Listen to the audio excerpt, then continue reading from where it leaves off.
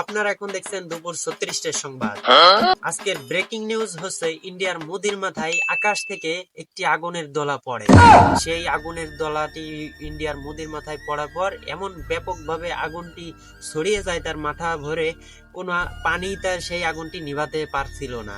এমনকি ইন্ডিয়ার 36টি fire service unit এই আগুন নিভানোর জন্য কাজ করে যাচ্ছিল। দীর্ঘ 36 ঘন্টা এই ফায়ার সার্ভিসের ইউনিটের চেষ্টায় ইন্ডিয়ার মোদির মাথার সেই আগুন নিভাতে সক্ষম হয়।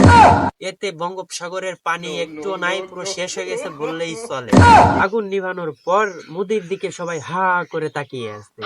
ক্যামেরা যখন মোদির দিকে ঘোরানো হলো তখন দেখা গেল আগুন ঠিকই নিভেছে, কিন্তু মোদির মাথায় একটা চুলও নাই, সব পুড়ে ছাই হয়ে গেছে। আর সেখান থেকে ইন্ডিয়ার মোদি কালা মোদিতে পরিণত হয়ে গেছে। পদ্মা সেতুর উপর দিয়ে উড়ে যাচ্ছিল দুটি জাহাজ। সেই জাহাজ দুটির সাথে সংঘর্ষ হয় ছোট্ট একটা পুঁটি মাছের। এই সংঘর্ষে পুঁটি মাছের কোনো ক্ষয়ক্ষতি না হলেও জাহাজ দুটি এমন ভাবে ধ্বংস হয়েছে, তাদের কোনো অস্তিত্বই নদীর ভিতরে খুঁজে পাওয়া যাচ্ছে না, এমনকি একটা নাটও পাওয়া যাচ্ছে না। এই সংঘর্ষ নিয়ে ধারণা করা হচ্ছে জাহাজ দুটিকে গিলে খেয়ে ফেলেছে সেই ছোট্ট পুঁটি মাছ। দুবাইয়ের মরুভূমির মধ্য দিয়ে এক লোক ষান্ডা খুঁজতে খুঁজতে এক পর্যায়ে ষান্ডার গুহার সামনে লোকটি পৌঁছে। আর লোকটি এমন ভাবে কোপ মারে পুরুষ ষান্ডাটি কোপ খেয়েই মরে যায়। তখনই মহিলা ষান্ডাটি দুবাইয়ের বাদশার কাছে যায় এই বিষয়ে নালিশ দেয়। তখনই সেই পুরুষ ষান্ডাটিকে মেরে ফেলার লোকটিকে দুবাইয়ের বাদশা ধরে নিয়ে আসে। আনার পর সেই লোকটি তো খুব ভয়ে ভয়ে ছিল।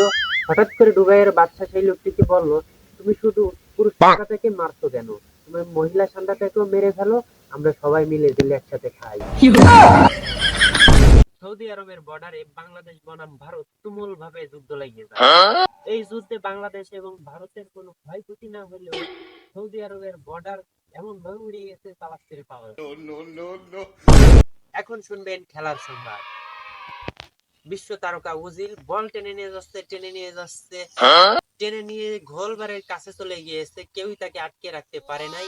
গোলবারের কাছে গিয়ে ওজিল এত আস্তে স্লোলি ভাবে কিকটি মারছে, গোলবারে ছিল হচ্ছে আর্জেন্টিনার মার্টিনেজ, বাস পাখি মার্টিনেজ হাত দিয়ে বল ঠেকাতে গেল, ওজিলের সেই স্লো মারা বলটি হাত দিয়ে ঠেকাতে পারল না। তখনই সাথে সাথে মার্টিনেজ মনে করলো মাথা দিয়ে ঠেকাই। যখন মার্টিনেজ মাথা দিয়ে দিল, তখন বলের সাথে মার্টিনেজের মাথা উড়ে এখন নিথর দেহ নিয়ে পড়ে আসছে মাঠের ভিতরে, কিন্তু মার্টিনেজের মাথা আর খুঁজে পাওয়া যাচ্ছে। এতক্ষণ শুনছিলেন আপনারা রাইট 36 সংবাদ। তো সবাই ভালো থাকুন, আল্লাহ হাফেজ।